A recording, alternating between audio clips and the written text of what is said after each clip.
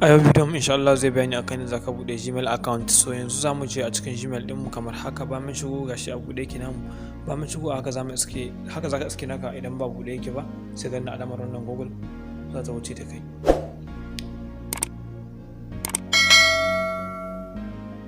So zaka jira ta yi wannan processing din.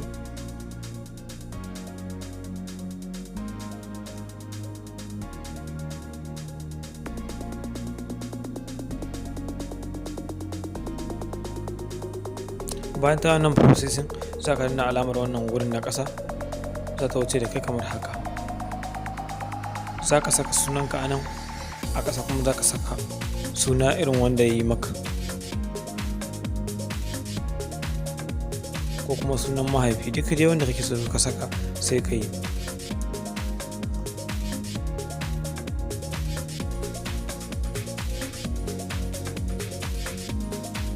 Gashi mu yanzu mun saka alamar inkiya a ƙasa, gashi mu danna za ta wuce da mu. Gashi ta tambaye mu shekaru, za mu saka 2000. A nan kuma sai mu ɗauki nawa ga wata, Maris, sai mu ɗauki kwanan wata 2, mu da mu ɗauka home, ba mun danna sai mu danna wannan 7 ɗin za ta wuce da mu.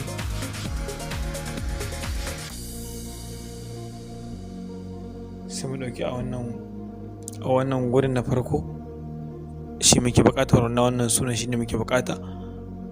Sama danna yanzu ta ƙoƙarin wuce da mu, sai ta tambaye mu code irin wanda muke so. Za mu saka password tsayin lamba 8, a ƙarshe mu samu a ko b mu saka, ko kuma ka zaɓi duk abin da kake so cikin wannan harfa na abc. A san shi dai tsayin lamba 8 da harfin abc guda a baya.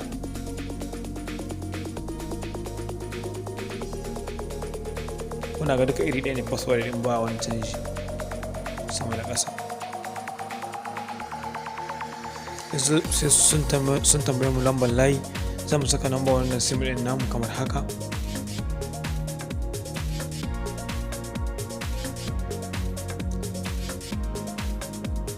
Yanzu za a turo mana code, gashi mun saka, za ta wuce da mu.